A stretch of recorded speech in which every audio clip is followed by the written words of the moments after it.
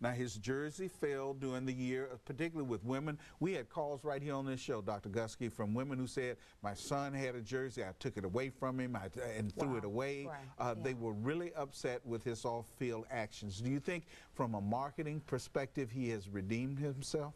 He's trying. He's moving. I think it's going to take a while for him to actually redeem himself. The problem that I found as I was watching all the pregame as well as during the Super Bowl, the actual announcers had brought that during the game to mention something about that incident about Ben, and I thought that's very inappropriate because you're playing a football game. But they do it all the time. When Ray Lewis got into all kinds of trouble, they talked about him. Murder Incorporated, they were talking about, oh, and this player, he's overcome so much. His mother was an alcoholic. They talk about the pathology of these players all the time and what they've overcome. I guess, but to me, you know, as a marketer, I'm thinking it's going to be hard for Ben's publicists and his agents to get him back as being one of the big, you know, players to market. You got someone like Troy Polamalu, who had the #1 selling shirt across the country because of the image, the wonderful image, the gentleness, and the fact that he is just so spiritual and a great guy and people love him. And I think it's going to take Ben a while. Will he be able to remarket himself? I think so, especially in this region. 412-333-PCNC is the number. Now, in recent years, the President of the United States has been interviewed during the Super Bowl hoopla, and it's been no different for the current president, Mr. Obama. For more background on what happened there, let's go to NBC's Mike Vaquera. Free speech. And Mr. Obama sat down Sunday with a frequent critic, Fox's Bill O'Reilly, where the subject quickly turned to Egypt and the future of Hosni Mubarak. Only he knows what he's going to do. But here's what we know, is that Egypt is not going to go back to what it was.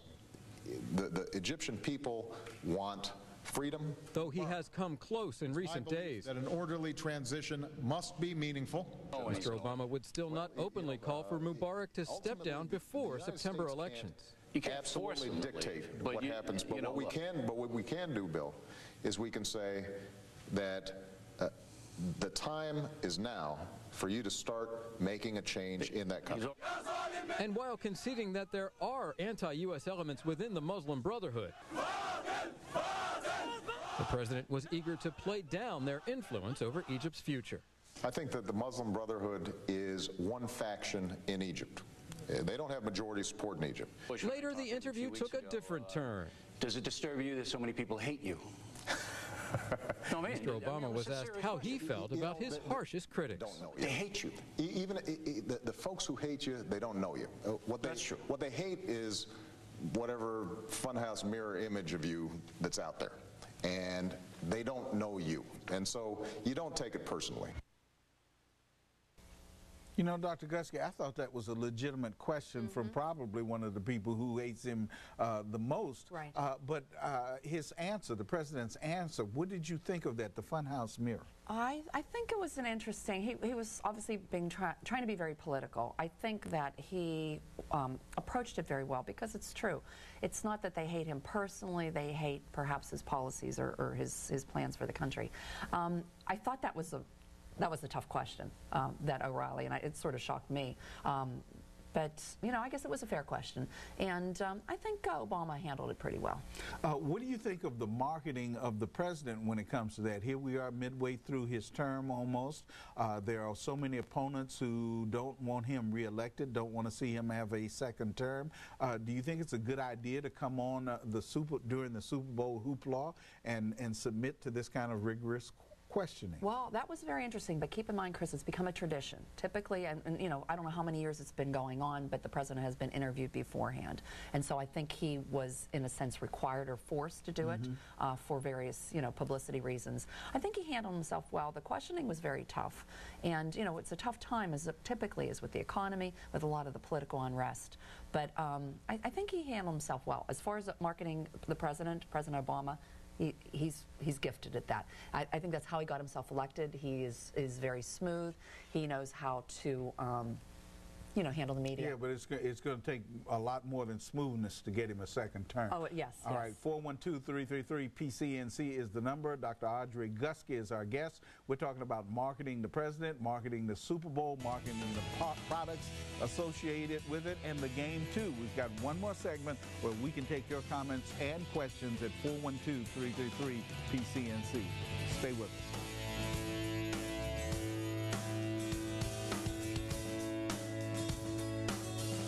Kensington Dental accepts most insurance. Nina, hello. Welcome to Pittsburgh Now. Hi, I just wanted to make a comment. My name is Nina. I'm from Homewood. I wanted to say I'm proud of the Steelers, and also on the Bill O'Reilly statement, I don't think he really speaks for the general population. I think he's part of the have and the have-nots, and I wanted to see Obama be reelected next term to see what he can really do for America. Yeah, but you do recognize that a lot of people do not like the president and that O'Reilly was asking a legitimate question on their behalf, right? I just feel that he doesn't speak for America. I think he's dividing America and not bringing us together. So I think that's very important. All right, thank you. I appreciate the call. What do you think? Well, you know, that's why you have Republicans and Democrats, conservatives and liberals, and so you've got different points of view. Me being the conservative Republican, I a lot of times tend to side with O'Reilly, but I thought that question was a little bit unfair as well. Okay. All right. When we go back to the commercials, just as we round this up here to go back and look at those, were you at all disappointed in the commercials this year? We talk about the all-time favorites. How do you rate them as a crop of commercials compared to years past? Well, Chris, as a professor, I would tend to rate them probably B- this year overall. Okay. And the reason for that is I think there were some good ones, there were some really bad ones, which is always the case. And I'm probably biased because I was watching the game for the game, and it was hard for me. I'm with my family, and my son would say, pick up your pen and take your notes, because it would be like, oh, it's a commercial again. Your son is reminding you He was reminding me to do my homework. But overall, I thought they were, you know, I think the problem is that because they're spending so much on the ads to get them on air, and it's so stressful for them to create fabulous ads that, you know, they just didn't make it this year. I think they were trying to be conservative in a lot of ways.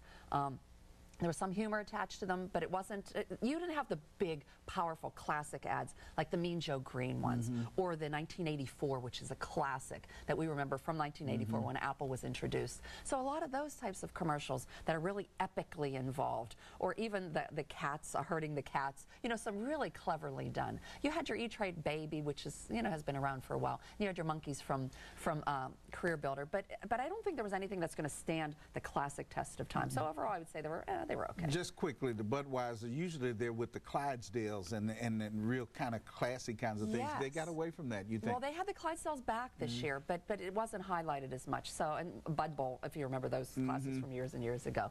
But overall, I would say, well, you know, the Super Bowl ads took a second, you know, they took a back seat to the game itself, because the game was... All right, Dr. Guskey, we appreciate you and the extra time that you gave us Thank today. You. It's great okay, to be it was here. always great. Go Steelers next year. We'll get them. All right, we'll get them next year, right? All right, I'm Chris Moore, back with one more thought in just a second.